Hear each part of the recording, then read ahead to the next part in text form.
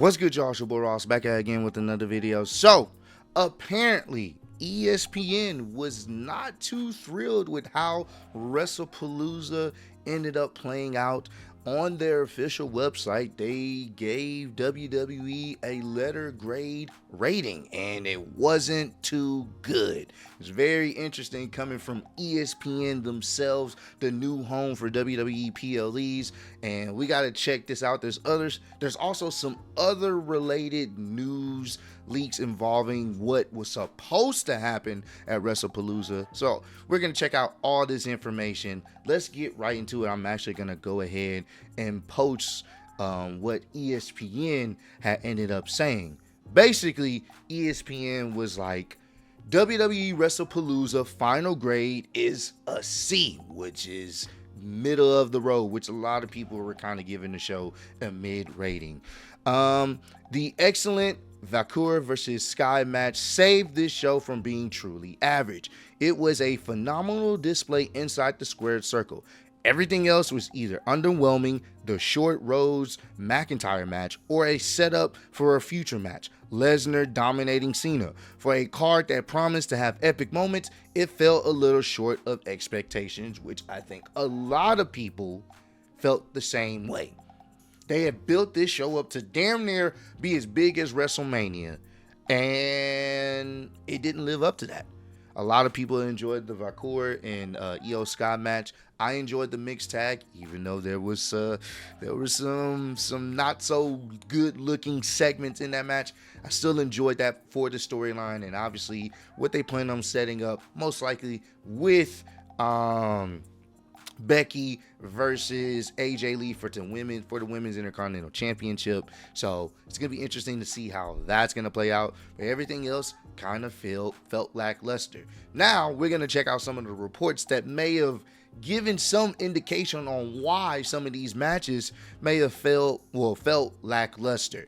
ESPN called Wrestlepalooza main event Cody Rhodes versus Drew McIntyre underwhelming, saying it felt more like a main event of SmackDown than a PLE headliner. ESPN ain't holding back, which once again, a lot of people felt like that was it.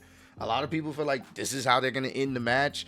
I'm guessing they're going to set up another match with these guys, but it didn't give the idea, or it didn't give the vibe of, it's, this is a main event caliber match. A lot of people were expecting something more to happen involving Drew and Cody, but it didn't. You could have put this match on a Saturday night's main event, or you could have put this match on a SmackDown main event too. And, it didn't reach that next level. It was okay for what it was. It wasn't bad, but it didn't reach that next level like you thought, they would have actually done, considering once again, they have been building this PLE as a must watch.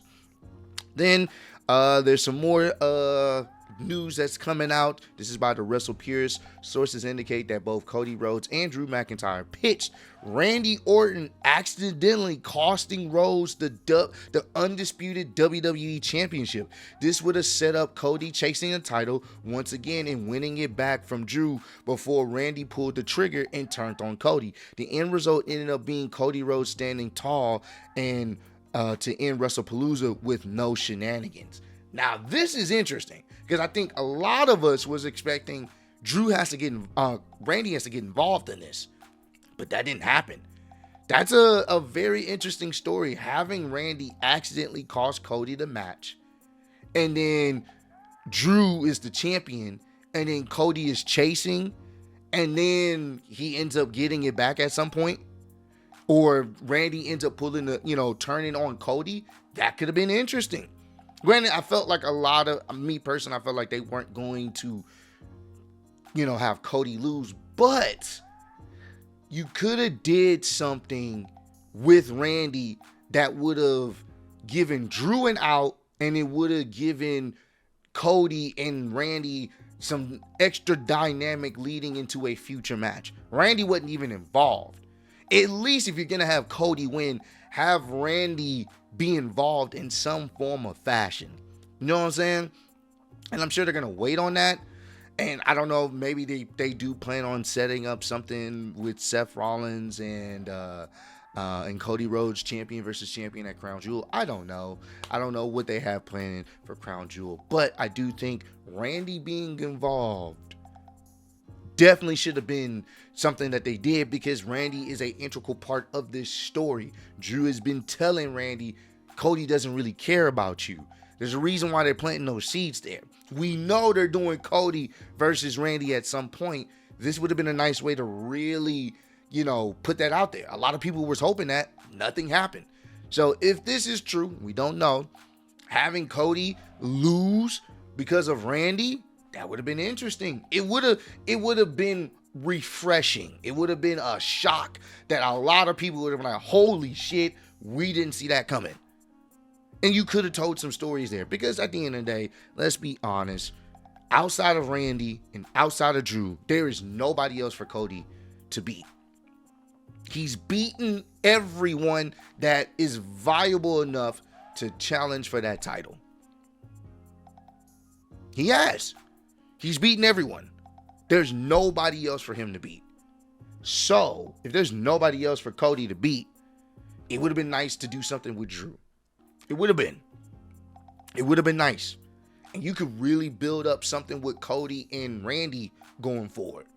Even without the title. That cooks. Take some chances. Especially on your first PLE on ESPN. Taking chances would have been more beneficial. And this is the last post that I've seen. This is from WrestleOps.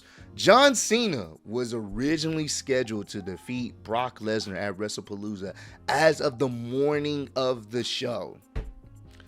Now, take this with a grain of salt. This is from Body Slam Net. But apparently, John Cena was supposed to win. John Cena was supposed to get the dub, which a lot of us were expecting. It just only makes sense for John to win. You can still set up a match. Or even if you had John lose, you could have had him lose in a way where Brock Lesnar cheated. But for him to get squashed still has a lot of people confused on what sense does that make? How does that make sense? Where do they go from here? You just had this guy squashed. What are you going to do now? To set up another match? And John's going to get his win back? Is it going to be some type of stipulation? Because how am I supposed to buy in that old man John, with all those kids at his side, couldn't get the job done at Wrestlepalooza? Now he's going to get the job done in a stipulation match, possibly? Where Brock can do whatever he wants? Even more? Like, how am I don't fucking know. Once again, take this with a grain of salt. We don't know how true this is. But I could see this possibly being a thing, and then they wanted to switch it up to give some type of shock factor to start off the show. And boy, oh boy, they shocked a lot of people, but not in a good way. So, I know some people don't have a problem with Brock winning. That's fine. Hey, kudos to you. But me personally, I think you've hurt John Cena's retirement run even more. This will go down as one of the worst retirement runs in wrestling history. At least one of them. For considering how much promise it had. And then it got booked into oblivion. The whole situation with The Rock, him being a heel, it was good, it was entertaining, but it really didn't make any sense. And then him turning back babyface at the last minute to face Cody Rhodes, and then him losing, which we kind of figured was going to happen. I thought he was going to lose a little bit later. And then the whole Brock situation, and Brock, he literally goes out there and squash him in front of families and friends and kids all around the world are crying. The end. The end. Yeah, Wrestlepalooza, it didn't work. It didn't work. And when your company that you've partnered with, your partner company and ESPN is giving your show a C, and they're not showing favoritism, hopefully that's eye-opening. But hey, comment down below. Let me know. Do you guys agree with what ESPN gave this show, rating-wise? Me personally, I fucking do. But I appreciate all love, support. Road to 150K. Appreciate y'all kicking with me. See you on the next one. Peace.